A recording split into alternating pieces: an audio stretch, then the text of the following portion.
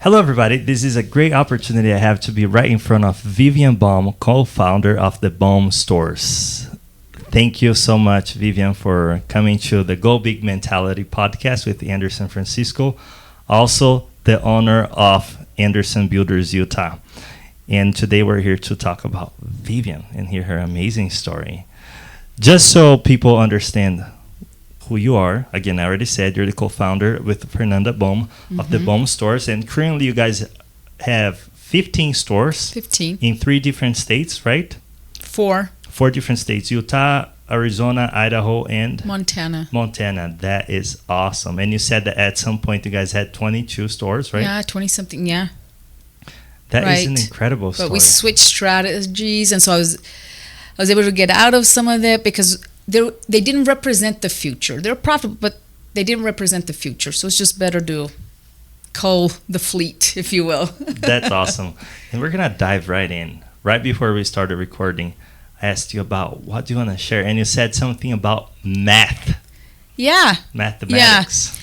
So I think people think, because I deal with clothing, that what we do is we sit around, maybe drinking mimosas, whatever, and we pick pretty clothing.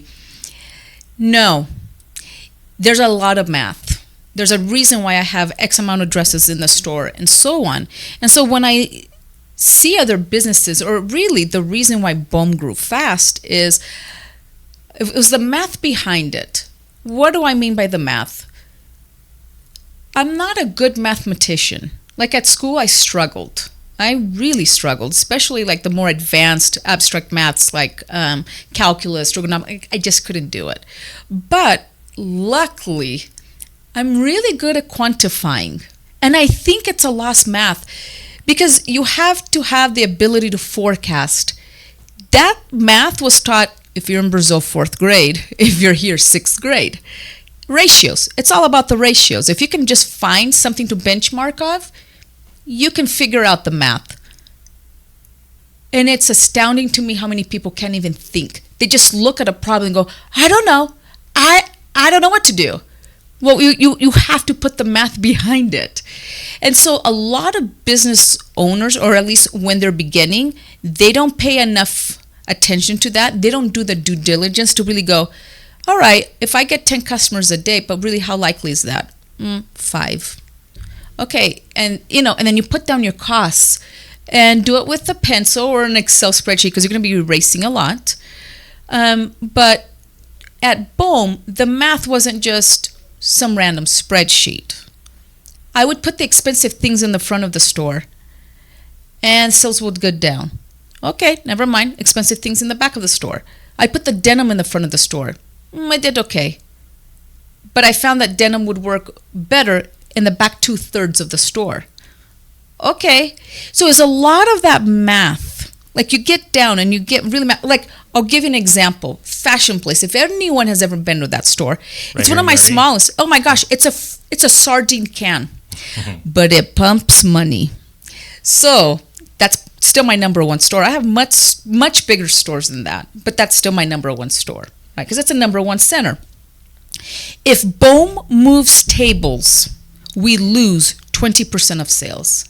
And so you'll hear the customer, I can't put my double wide stroller through. I can't, it feels tight and claustrophobic, I can't. When we move tables around, 20% of sales go out the door. A good store is a cluttered one. I know people will love me for that advice, but a lot of really successful retailers, like a Free People and like an Anthropology, they do it too. They do it quite well. And so this is a math that you might not understand because I know we're supposed to have focus groups. I know we're supposed to talk to the customer, listen to the customer. But as Steve Jobs said, it's not like they're going to sit there and go, here's what I want is an iPhone, right? If you ask a customer, hey, what do you want? I want it better, cheaper, faster. Always is their answer. It doesn't differ. You're not going to get your next great idea from a customer. You might get some insights, but really, I have to, in my business, observe the customer. I have to put math behind it and then come up with a strategy. So that's why Bohme typically has number 1 sales per square feet in its centers that we're in. The math. That. Oh, you said that some people might not like what I have to say, but the good thing about what you have to say is that it's what happened to you, not what you think it's going to happen. And you guys are successful, and we want to follow your footsteps. So that's why we're learning from who has gone through it. And that's amazing. So when you talk numbers, I'm sure you're talking about understanding your numbers so you can do the correct projections as well. The correct projections, the correct margins, right? You have to benchmark. You have to benchmark yourself in the market, because the market's going to tell you, how much you're worth too. It's not just some arbitrary number, especially if you're like selling, like if you're in a consumer goods, which is where I'm in, right? The market has mostly been commoditized. So unless you do a brand, which that's a whole other discussion, there's already a built price out there. So you have to work your math backwards. So many people want to sell at Bohm, and then they come in and they're like, well, my price is, let's say, 15, you get to sell it for 20. And I'm going, that's not how retail works. You sell it for 10, so I can sell it for 24. So it's like, dang it, they miss an opportunity to get within Bohm, because I can see that they don't even know their math. I don't have time to teach. It's going to be a while. So I see one of the top failures in business, especially in the beginning, is you don't know your math. And then the universe is tricksy. I don't care how you want to call it, universe, energies, I don't care. But it's as if there's something, someone, whatever out there that the minute they know that you're going to open a business, it's like, okay, opposition time. And you think your business plan is going to cost you $25,000? Whatever, it's going to be 50. It's going to be double. And then you're going to have to come up with that extra money. That is the first test of every entrepreneur. Actually, the first one's probably getting it started and getting an idea. And if that's the first, the second one is, and how are you going to pay for it? If you cannot figure that game out, you can't figure out the waves that are going to come afterwards. When I started, those waves would cost me $5,000 to $10,000. Now the waves cost me millions, right? You have to pass your tests. There's always a test. People think, well, I'm just going to get funding. Yeah, we all started with zero out of our, like zero. Banks didn't give me the money. It wasn't a rich uncle. It wasn't a friend with money. We had to do it with a credit card. So Bohm essentially has never costed me in Fern a dime. It was funded with zero. It was funded with a credit card. And so when you're asking people, especially here in Utah, where we're all very cheap. We're all very frugal. Extremely cheap. And look at my face at this part of the comment. I'm a general contractor, and Utah people are very cheap. Let's go back to Vivian, and I'll tell you later about that. We're frugal. We're thrifty. We all think we should be making $100,000 to $200,000, but your services are worth $10, right? So it becomes very tough. Just becomes very tough. But you know what? Now more ideas are coming, and I completely lost my train of thought. No, you were saying that you started with zero. You started with right. credit cards. Yeah, you're not going to get funding just because you have a good idea, is my point. Everyone here is a late stage funder. So you have to figure out how to fund. That's the test. That's what separates the entrepreneurs, the business owners from an employees. So what you're saying basically is money makes money.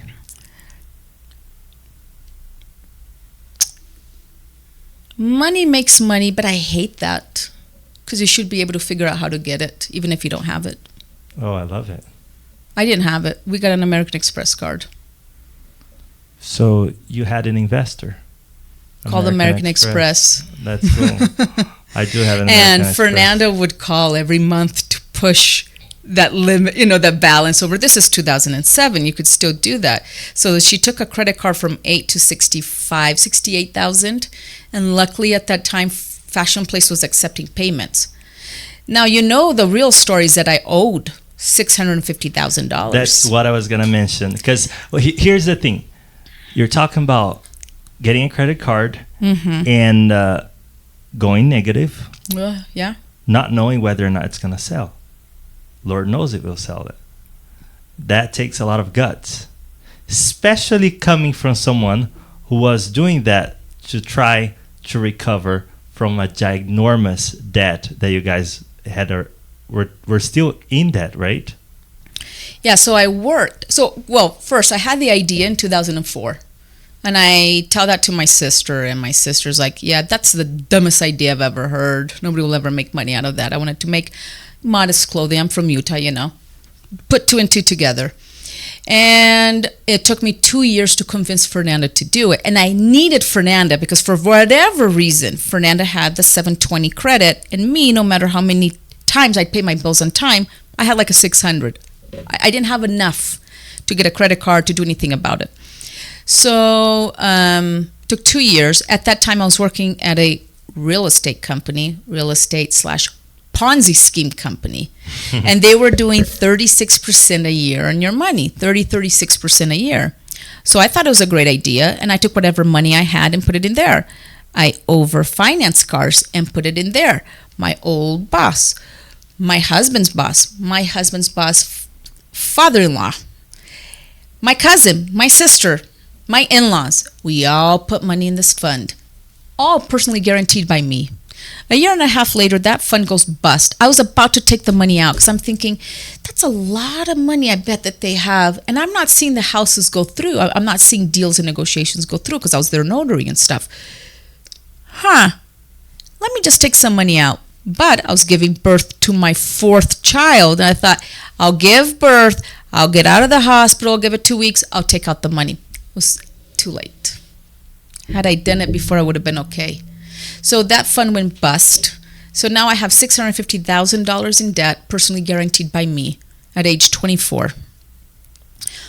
At the time, my husband was making a whole $9 an hour. We had 4 kids. I was the main breadwinner.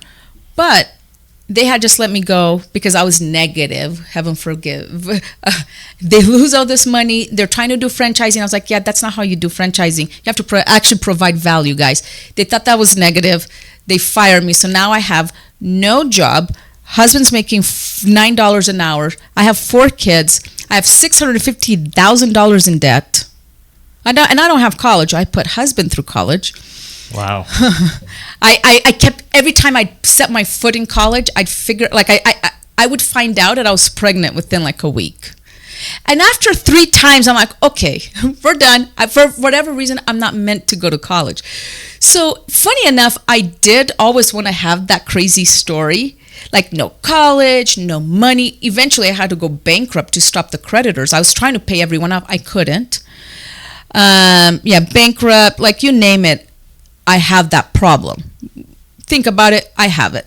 So, again, American Express. I didn't know about that. So you did go bankrupt at least once. Yeah. I had to. Fernanda did not. Fernanda kept her pristine credit and whatever, but I had to because all of that was under my name. Plus the house and the credit cards that I had, I lost everything. Cars repoed, everything. How did you deal? I know I don't mean to interrupt your line of thought, but how did you deal with your emotional at that moment? I had people to pay back. So I wasn't going to let... How did that make you a fighter and not a depressed person? Oh, wait, hold on. It was hard to get out of bed. Extremely hard. I bet. Sleep is my only escape. So you like to sleep because you get to escape from reality, right? I have that. But I'm very religious.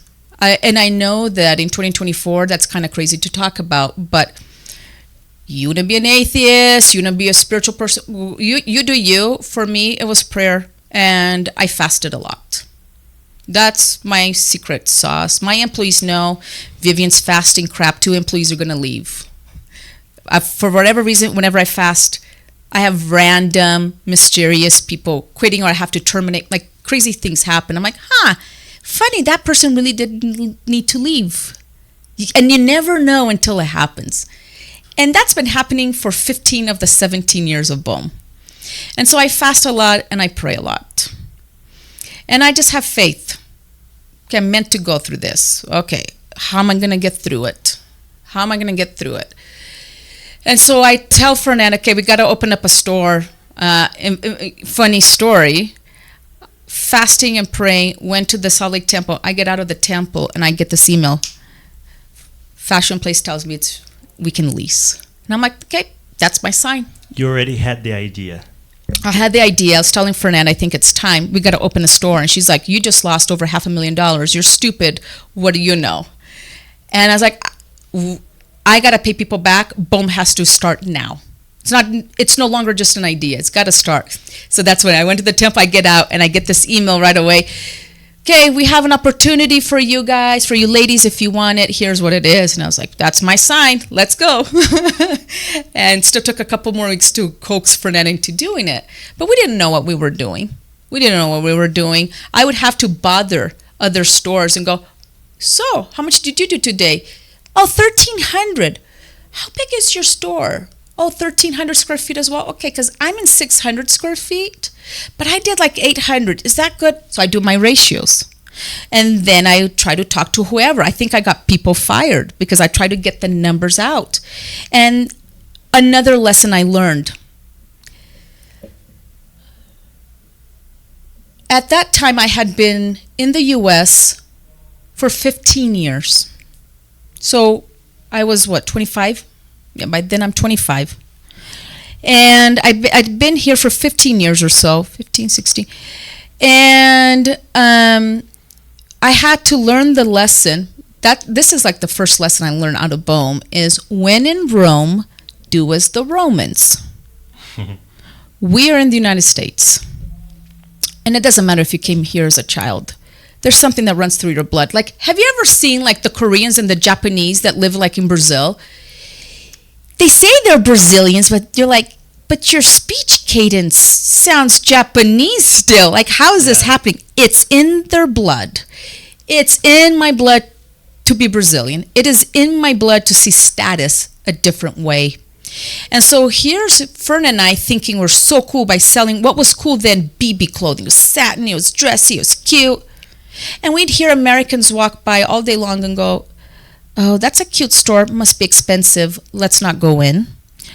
Or I'd get the mom, she'd come in and go, oh, this is so cute, but it's for little people. I'll bring my daughter tomorrow. Sure enough, they would come in the next day with their daughter, and the daughter would just roll her eyes and go, let's go to the Buckle, Mom. I'm like, the Buckle? The brown store? The brown store's better than this? Since when? Again, because I'm a Brazilian. I hated the Buckle. Funny story. Buckle and I become arch enemies. They try to sue me. Funny. Anyway. And that's why I have stores in random places, because I was chasing the Buckle. They were the best co-tenant I could find per my math. But that's another story too. So well, it shows a lot of paying attention, observing, and running your math. That's really cool. I had to, yeah. I would work open to close because Fernanda was also working. Sometimes she could come in, sometimes not. So my 4 kids were alone, because I know that's an excuse a lot. I got kids, I got family. Or I got to clean the house, I don't have time. If your time goes to cleaning the house, you will have a clean house. But don't expect to get a business out of that. Oh, I love that. I love that. If you want to take care of your family, great. You will be mom of the year, dad of the year. You're going to have pristine kids. Great. But don't expect a business out of that. You know, one of your famous stories that runs around is of you with a big belly pregnant painting the store. Oh, yeah. I built the store when I was pregnant. I was 9 months pregnant. And I started getting swollen. I was like, maybe I should take a day out. The next day I already had my C-section scheduled. Have the C-section of the 5th child. Oh, and I had to work by myself pregnant. I'd run to the back, throw up, and then go help customers. See, that's why I don't like talking about the Bohm story. It sucks.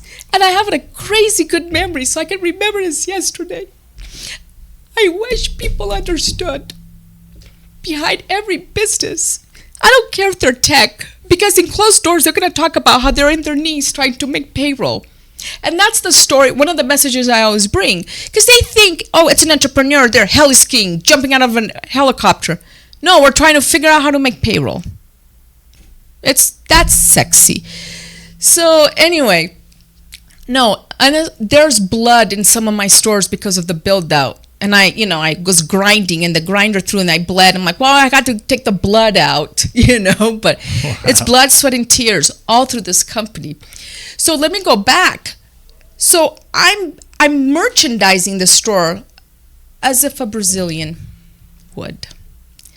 My first customers were Mexicans. Mexicans loved us. The Greeks loved us. The Europeans loved us. Certain Americans loved us. But the mass did not. So the next door, guess what we did? Rock and roll.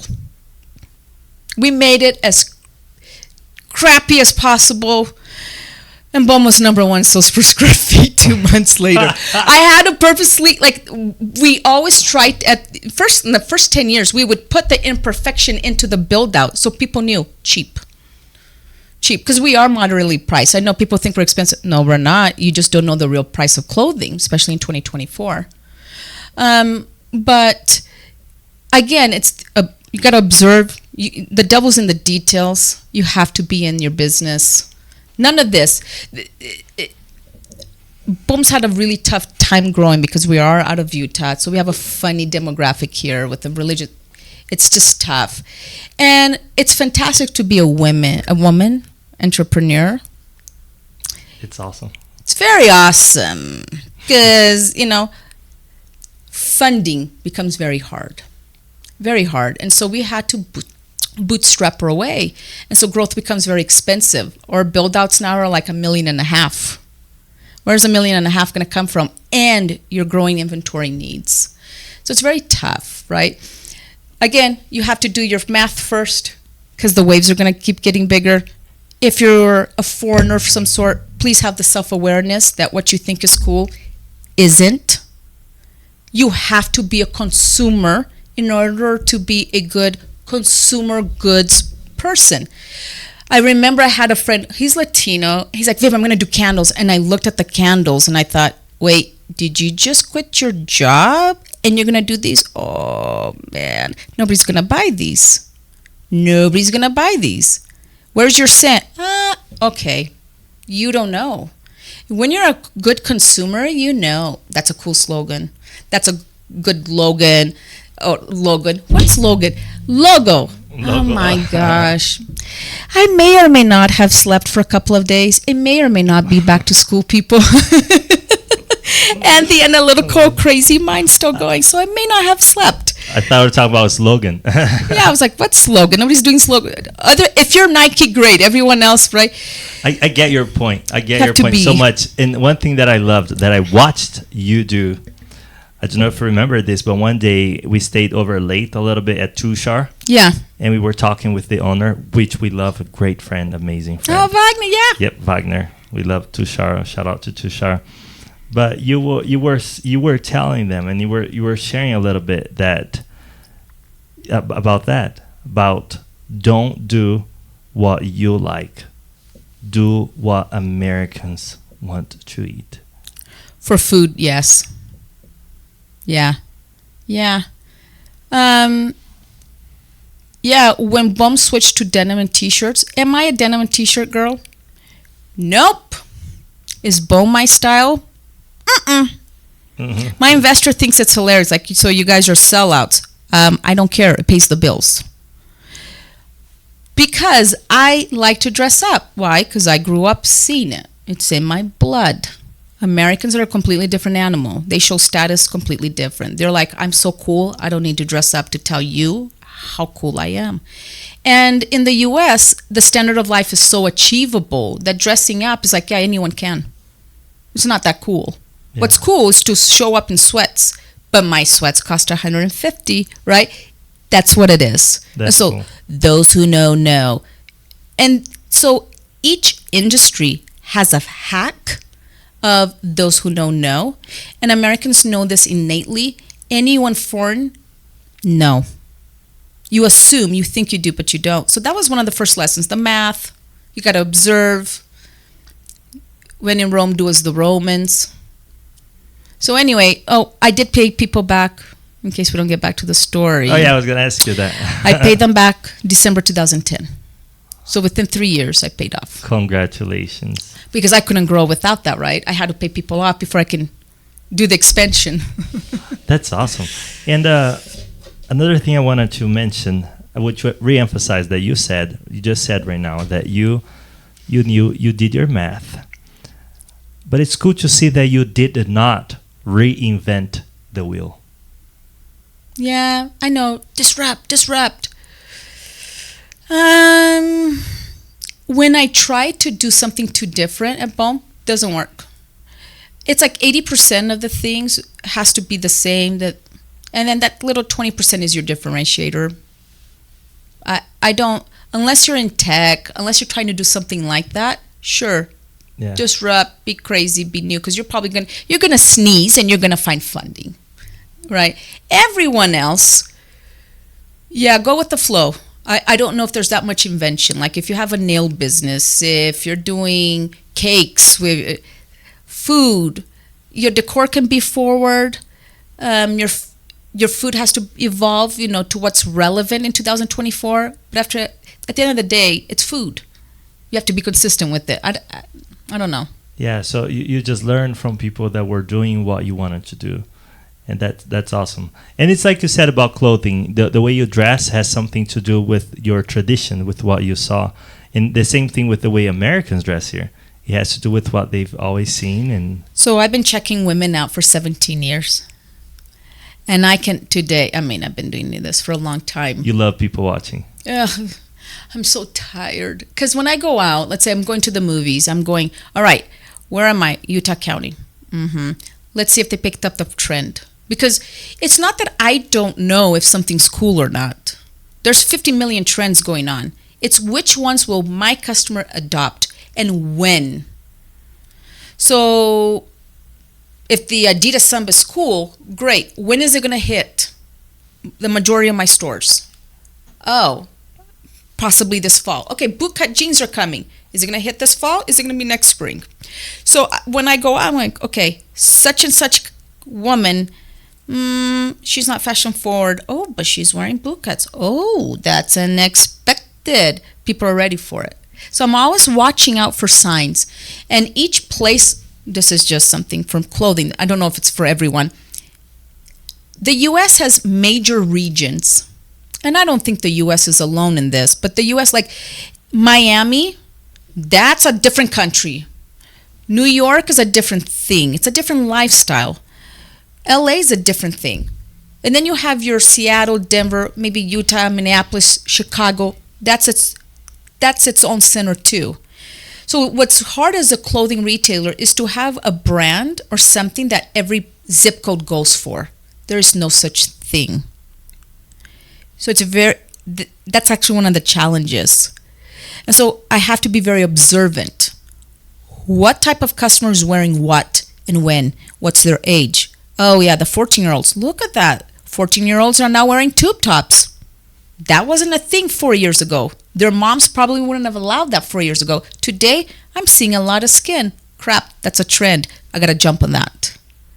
Can I do it now? Tough to do it in December, but I'll do it next spring. You have to constantly be doing that.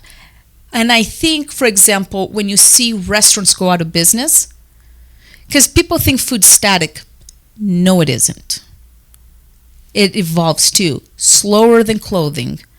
But when I came to the U.S., people were excited about hot dogs and spaghetti. And, today we're talking sushi, tacos, hummus, like very different ethnic foods, right? We're talking Brussels sprouts with bacon, with maple, whatever, right? And that wasn't a thing even 20 years ago. So even in food, I think there's an evolution, like in nails and a lot of things. And I think people think, well, they used to work before. Why isn't it working now?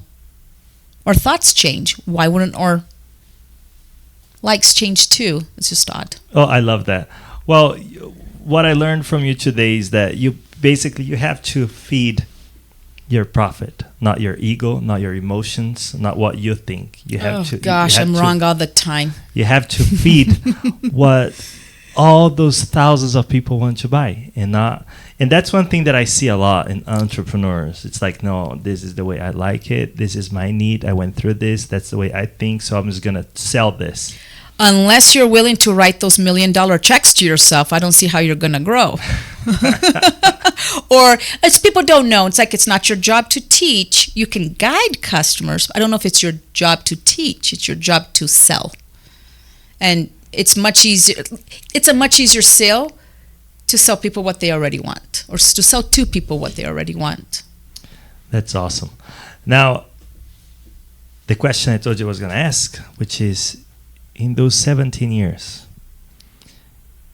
if you could go back, what would you do differently? And your answer was that it depends on the year. It depends on the year, because every year I would have done something different, because hindsight is 2020. So knowing what I know now, I would have done differently. Pandemic. 2020 was when the pandemic was starting. Mm-hmm. What would you have done differently? Then? Yeah. If it's shareable, right? Maybe it's the $1 million Actually, this might be a humbug brag. I actually think we did the best we could. We did the best we could. With what we were given, we didn't do too bad. Gosh, we came under attack for BLM, right? Because, oh gosh, this is tough. Every business came. Why don't you have more people of color? Why don't you have more, And funny enough, we had been trying to get people of color. In fact, there was a photo shoot that I hired a bunch of models, and none of them showed up. And how do they come after you? Because you're not the one that forces people into your store, right?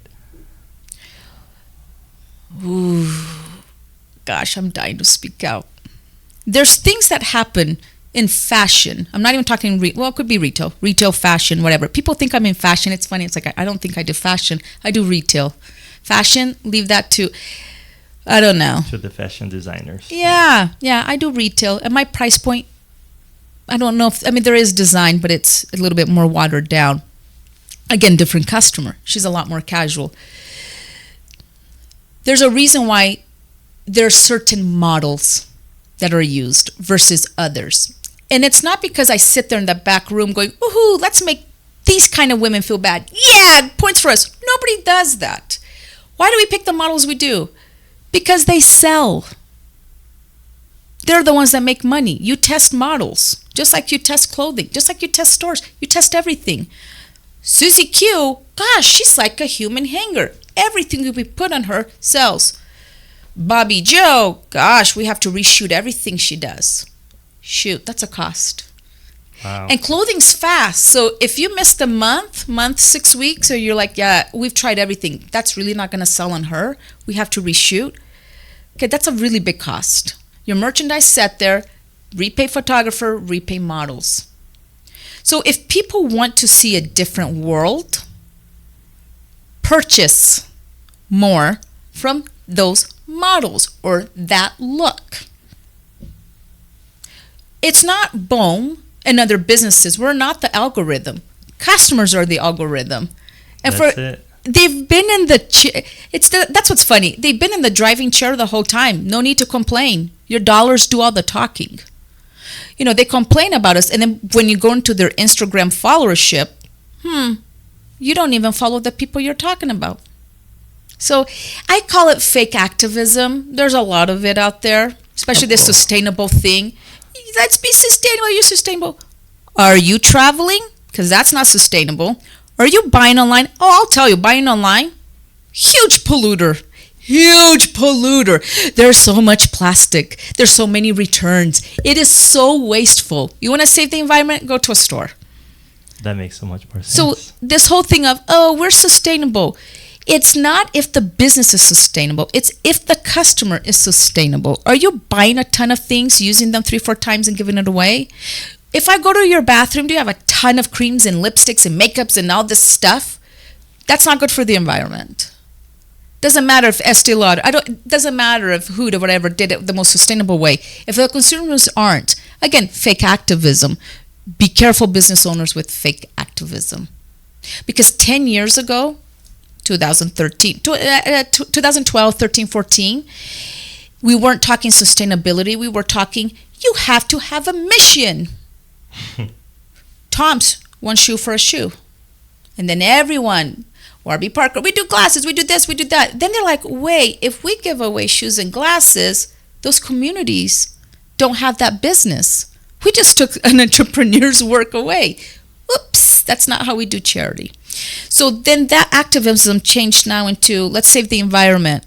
I'm not sure what's going to be in 10 years. Now, is it a trend for a company to have a purpose and a mission? Sure. Does Bohm have PTO for volunteer work? Yes, we do. I have to beg employees to use it. So it's like lots of talk, not a lot of action, not a lot of follow through. There's a lot of greenwashing in companies right now. Again, different topic. Oh yeah, no, you're down to the earth. You say the thing like it needs to be said, and that's one thing I love about you. I speak truths. That's why people love me. No, yeah, it doesn't make me popular. Well, but I love what you said though. What you said in my own words, from what I just learned from you, is that businesses, they are growing businesses and successful businesses, especially, they are a reflection of our community. Always. Because the day, if this were to happen, the day that everyone says we are not buying any more iPhones or Apple products, Apple will be gone in less than a year. I hate Apple. Really? That's a whole nother topic. Apple. Oh, they're evil. Oh, really? That's a whole other topic. Yeah. No, but back to the focus. The day that people... here's another example that you hate. The day that someone says, we're not buying any more McDonald's will be gone. Right. The reason why Tesla, Apple, McDonald's, Bohm, Anderson Builders is still in business is because there are people buying. Thankfully. Yeah, luckily they are. It's not about you. So never was. How much, in your point of view, how much can a business do to shape the way buyers think? I think that depends on the industry. Again, we're Brazilian. If you're going to talk cleaning, unfortunately, that's a commodity. It's price. You're not going to brand, oh, I've got a better logo than Suzy Q. No, it doesn't matter. It's cleaning, right? If you're talking consumer goods, you have to build a brand, and it has to be done right on the first day. There's iterations. There are changes. But there are things you can avoid, hopefully in the beginning. There's storytelling. There's a lot of tools. And I think it depends on the industry. If you're tech, that's a whole other ball game. There's a whole, and for example, my next business is tech. I'm done because it's irrational. Because in a way, you just asked, how do you get so cool that people are coming after you? Oh my gosh, cool is so irrational. And what makes something cool for one tribe or one community or one whatever is completely different than the other one. So you have to identify that right at the outset. You already have to go after the right customer in the beginning. If you're going for a customer, oh, this is so mean. If you're going to a customer that doesn't have a lot of disposable income in the first place, you will struggle. And you'll never be cool, because the minute those people have money, they will forsake you and go, ugh, that's where that goes. That's what's cool. They will aspire, and you're not going to be in their aspiration list. So that's why I don't know, Anderson. That's a really big question. Well, in your last sentence right here, or in your last paragraph, you just described my business. Because I have those two stages. When I started, I was a guy with clothes covered in paint and a paintbrush. People were hiring me because I was cheap. Because I did an excellent job and I was cheap. Today, I'm a builder. Those same people who hired me 7 years ago, when they call me, we don't close anymore. Because they call me thinking that maybe I'm still the same and I'm still very cheap. It's just like you said. If you go after the cheap clients, you're going to struggle. Mm-hmm. Now, the clients I have today with Anderson Builders, they are an inspiration to me. Yeah. I'm remodeling, I'm bidding a house for a client right now in Park City. Her budget is $300,000. And she said, I don't want to spend more because it's just my vacation home.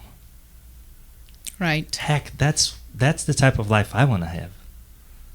And I've learned that lesson. I tend to become the client I serve. And if I'm serving people who are just focused in costs, I'll struggle. That right there is a few lessons, right? Your vision has changed. You've been exposed. And now you're thinking, wait, I'm worth it. This isn't some far away thing. This is very much, like in the Latino community, lots of nurses, no doctors.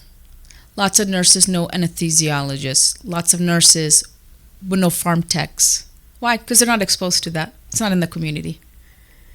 So I think with your work with the Brazilian Chamber and so on, I think it exposes different success stories and things of, yeah, no, I can do that, you know, because you're acclimating. That's what it is. Like, you have to acclimate, which is why consumers make the best product goods peeps. Why? Because charging $50 for a candle, that it doesn't, oh my gosh, that's expensive. I'm going to go cheap and go 25. And it's like, oh, here we go. You can't possibly do a good candle at 25, not at your scale, not at, you know. And by the way, you're going to have to probably wholesale that. So if you're at 25, that means you have to sell it for 10, which means you can't do it for more than 2. Like, it's a mess. So, but what happens when you don't have money? Ooh, that's a tough one. That's a tough one. I just think doing your research at that point, right, makes a huge difference. It does. Well, Vivian, we've been talking for 40 minutes. It feels like 5 minutes to me. I do what I can. I'm just kidding. Love listening to your story. You and Fernanda are amazing. You guys have done amazing things. Oh, talking about that, how I know that you guys think very differently, right? Well, we're opposites. You're totally opposites in everything. Yeah, and how was that? How was it? Oh, it's tough. And then for many years, we were able to, like, oh my gosh. Because you asked, what would you do differently back then? There are some things that Fernanda would have a store design in, and I was like, I don't think so. So I was like, oh, I wish I would have fought harder for mine. I should have fought harder instead of going, never mind. Okay, I'll let you do it, but I'm going to go fix it. So it's like, I should have fought for my ideas more.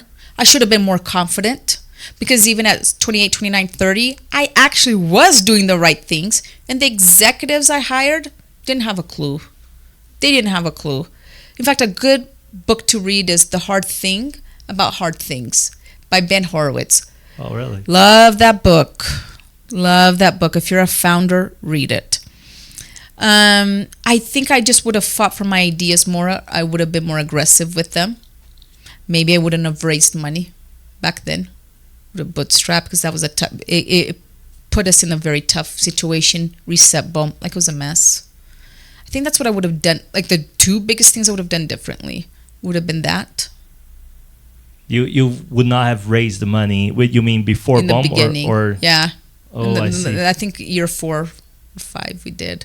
I wouldn't have done it. Oh, you guys raised money. Yeah. Oh, I didn't know about that. Yeah, no. And the purpose, the intent behind raising money, probably obviously it's for growth, but it was also to kind of help smooth some issues in the partnership. Cash flow? And it wasn't cash flow. We cash flowed. It was more for growth and to have a sounding board, because you have 2 sisters. That's 2 Brazilians, right? We're mouthy. So it would have... It just ended up that he wasn't very participative. Like, he was silent. So it's like, okay, well, that was a waste. But I'm sure it had purposes. He had a big check to receive too, right? We took in a lower valuation, because I'm thinking, yeah, he's not the guy, but he fits our industry, so he will actually have opinions that are more relevant. But that didn't turn out to be the case. Okay, so it wasn't as you expected. No. Okay. What would you have done? Not raise money. Just keep going. Just keep going. And you think that you would have had the same growth just without that Bigger. person? Bigger? Oh, wow. That's a bold statement. That's cool. What people don't understand is the minute you get a founder, you now work, or not a founder, like an investor, you work for them. Even if they're not majority, you work for them because you want to please them, right? Look at you. You got this investment.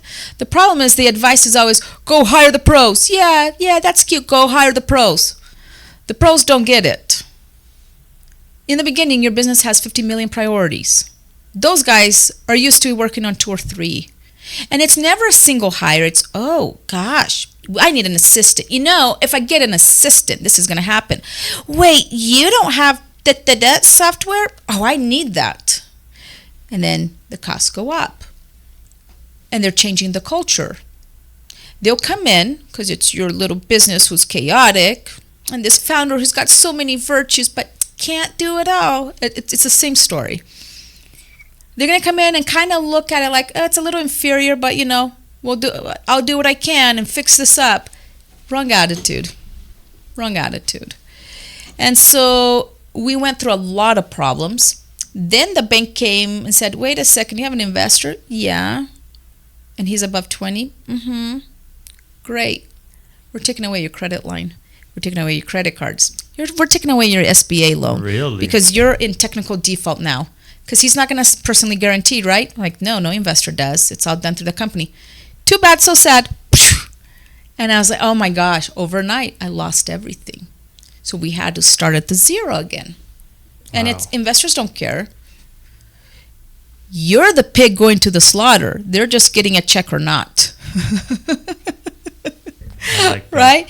So that's the problem. That's why it's like, wait, 17 years, 15 stores. Like, guys, in 2000 whatever, Bohm was the number one sales per square feet out of any new store coming out nationwide. Like, we were crazy good. Okay, so I had to go back down, deal with the banking problems, deal with the finance, deal with the broken culture that all these executives left to go up. Well, Vivian, you should have managed better. Funny, I did my research because Nasty Gal went through the same thing. And then I kept looking. Female-led ventures who got investment money and got the execs had the same stuff happen. Not so much with male. More often with clothing than, say, a hard good. Like, I don't know, candles, because the candles are designed, or creams. The packaging, the stuff is designed. Seldom will you change it. But in clothing, it's fluid. You can change. And change happened in all of these companies, and they all went down. Wow. They all went down. So I had to restart from the bottom again, Anderson. Like, it keeps happening. And so that's why, everyone thinks, like, that's the story. Get an investor, raise the money. You know what's sexy? Profit. Lots of it. I love it. Profit margins. That's one thing we share in common. Same thing in construction. Profit. And that's it. Oh, I love it. And so what you're basically saying is it would have done different is it would have stick stronger with their guts. Yeah. That's a big advice. Yeah. But know that bad things will happen. And you won't know why. And it will take you a few years to go, because that happened, this happened, and this happened. Did I like it? No.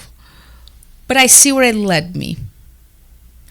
And so, that's the story. It is what it is. I now have new partners. We did close. It's good. And every time I talk to these partners, I'm like, oh my gosh, why didn't you show up 10, 12 years ago? Everything would have been great. But, now I stand as an equal with them. It's like, don't do that. And I'm strong too. I'm 41. I don't have a filter. Age is great. I wish I had my mind today, but 15 years ago, I'm more confident. And I'm a confident person, but I also like to have the benefit of the doubt, and try new things. I don't want to be stuck, maybe, and miss out on something. But it turned out Viv had the playbook right mostly. Viv and Fern actually had the playbook right. We should have stuck to our guns more. Well, that's amazing. I wish we could do a 24-hour podcast. I'm sure we'd have content for that. But from this 50 minutes pretty much that we talked, we learned that know your numbers. Know your numbers. Learn from observation. But the needs of the clients first, not your needs and your emotions. Yeah. Learn about, especially when learning about the numbers, pay a lot of attention to your profit margins because profit is good, profit is growth. And then to start, again, if you keep making excuses and using your family, or I have to clean the house, or I have to go out on the boat, or I have to have this and I have to have that, those things will always be there. Opening a business does not open up your time. It's the opposite. It's just going to suck it up. I can work Bohm 24 hours a day. In fact, when I take vacations, it's like, no, Vivian's still on Bohm time. My employees know, like, I can text Vivian anytime. She's always on Bohm time. Your body just moved locations. So start the business today. sacrifice today, because you're going to go through it anyway, right? You're going to have a tough time this way as an employee or whatever, and this way. Yeah, that's another thing. I just want to emphasize that. Oh, I love it. No, I love it. That's very valuable. And everything that's been said, and also maybe the highlight of everything, follow your guts. Oh, there's another highlight. Prayer. Oh, gosh, yes, always. I love that. Well, thank you. This has been an amazing experience. It's been inspiring for me. It's always great to see how down to earth you are. And Fernanda as well. I only heard Fernanda speak once. Never really had close contact with Fernanda, but she did share the same stories as you did. And it's beautiful to see your guys' growth, and it is an inspiration. I have my little story, which is nothing compared to yours, but I know one day will be. But if there is anything valuable in my little story, is that I was able to grow more when I watched other people being successful. And you are here because I want you to be part of my story. And I want my followers also to have you as part of their stories, as an inspiration, as a model that we can follow. You know, not inspiration, but my why. In the beginning, of course, you want to make money. Money's not going to come for years, right? Years. I think I worked for Bohm for almost free for like 2 years before I got a paycheck and stuff. Well, I was making $14 an hour. But it was 2 years before I got, $60,000, because we put the money right back into the company. We built our own stores, right? But way back in 2006 and 2007, I wanted a story that's like no money, no college, no credit, no whatever. And I still built a multi-million-dollar company, right? And I did it. So I feel bad that I haven't done more mentoring and stuff, because when times were tough, which was more often than not, it's like, one day I'll help people. And this is just going to be part of some funny story. Not at the moment, but it'll be part of the funny. So, looking back 17 years later, it's like, okay, I got the story and I got the knowledge now. And so, yeah, I think we as humans have that nature, right, to push things forward. It's very fulfilling to go full circle. I love it. And another thing I love it is you're only 41. You got so much ahead of you. It's like, if you think about it, in 20 years you'll be 61, which is still very young. In 2024, 61, if you're taking care of your health. With all the stuff I'm doing and all the supplements I'm doing and becoming vegetarian, I better be. You will. We're gonna have. Yeah, and so you still got so much ahead of you, in so much growth in every single aspect. I want to be respectful of your time. Yeah.